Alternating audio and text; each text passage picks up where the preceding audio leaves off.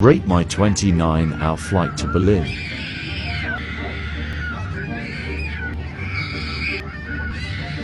Before I had a baby, I never understood how someone could just like disregard their first baby, which is usually like their dog or their cat or their bunny. Like, that is your child. They need you. I remember when everyone around me was having babies and they were just like, you are never gonna feel a love like the way you feel when your baby's here. And there was this one moment where I was like, oh my God, I totally know what you're talking about, because I know what that feels like, because I have that love for my dog, Nella. Mopped the floors, vacuumed the carpet and watered all the plants.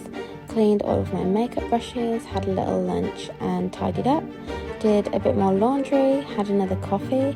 Then my boyfriend finally got home, so we went for a little date at the arcade.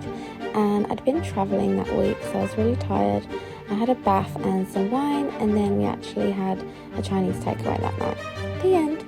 A TikToker by the name of Henry Beasley is facing a lot of backlash after he posted a video of himself reacting to a child who was crying, but quite honestly screaming on a flight for his 29-hour trip to Berlin. That's a long trip. No, I would, look. I missed that fact. Planes are purposely set up to be torture chambers already without the screaming child. With the screaming child, especially on a 29-hour trip, I can understand the frustration. I can.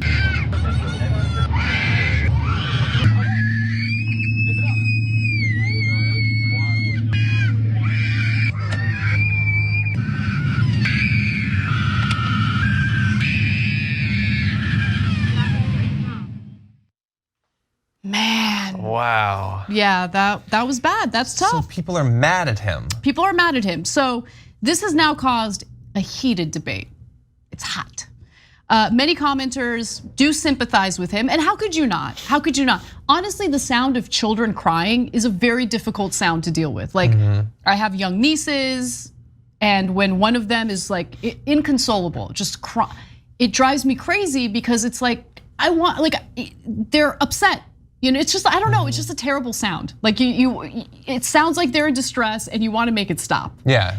And but maybe also, you don't have a closet that you could put them in, like a soundproof door. I just want to say, the parents of that screaming child, I guarantee you, feel absolutely awful, and they would do anything to make it stop. But sometimes it's just nothing works. Before I had a baby, I never understood how someone could just like disregard their first baby, which is usually like their dog or their cat or their bunny. Like, that is your child. They need you. I remember when everyone around me was having babies and they were just like, you are never gonna feel a love like the way you feel when your baby's here. And there was this one moment where I was like, oh my God, I totally know what you're talking about, because I know what that feels like, because I have that love for my dog, Nella. It's a little embarrassing that mom was like, no, Andrea, it's not the same thing. It's just like, it's not. And you don't know because you don't have kids yet.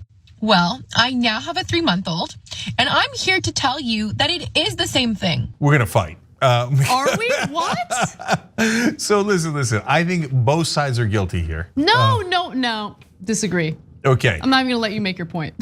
See, we're already fighting. If she feels that much of an attachment to the dog, then let her have it. At it, Oz, who cares, right? Yeah. To the dog lovers though, don't think that they're not crazy, right? Like, if you just say, hey, I prefer my own baby to a dog, people are like, oh, so you hate dogs, huh? No, literally no one will say that, because that is what everyone has been saying. That's what parents have been saying since the beginning of parenting. Okay, they've been saying that forever. If I ever say humans are better than dogs, okay, you're already mad. But hold on. No, but you just said something that is inaccurate. Day in the life of a 26-year-old housewife. So today I got up and went for a little walk, got some coffee, did a little grocery shop, stocked up the fridge and replenished my toiletries and my boyfriend's toiletries, and restocked the bathroom. Then I put the little eggs inside their little egg house, and I cut the coffee and filled up the coffee jar. Then I folded yesterday's laundry, did some more laundry, mopped the floors, vacuumed the carpet and watered all the plants. Let me just note for the record, she does a lot of laundry, right? Like, it's not like she's laying around eating bonbons, listening to or watching The Real Housewives of New York City, right? Like, she's working. Yeah. But it's unpaid work, let me just note that. And it's also work that doesn't really translate to something that you could put on a resume and get a job later in life if it turns out that relationship doesn't work out.